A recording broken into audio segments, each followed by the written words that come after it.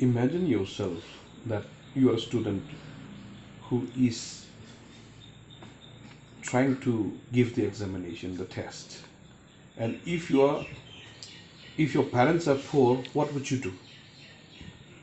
If you have to go to the far-flung area like Andaman Nicobar Island, like Goa, like Karnataka, Kashmir, you know, last year also we have seen lots of students face this similar problem.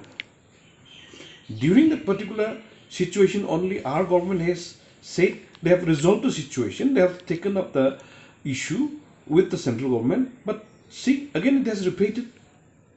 Last year also they have spoken about it. They have said that no more Cuet.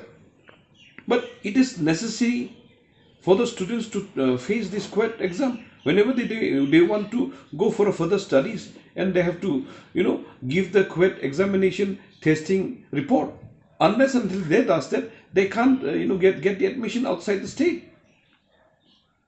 And what about if I'm poor? How do I get the fare to go to that area, the cities where I have not seen also, when I have not been, even my parents have not been?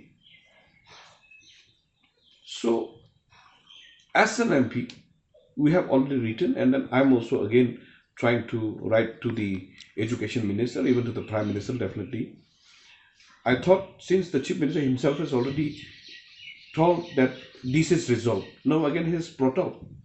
So they should not, just for the sake of, just for the momentum, they should not, tell the people, tell the tales about what has happened and what is happening.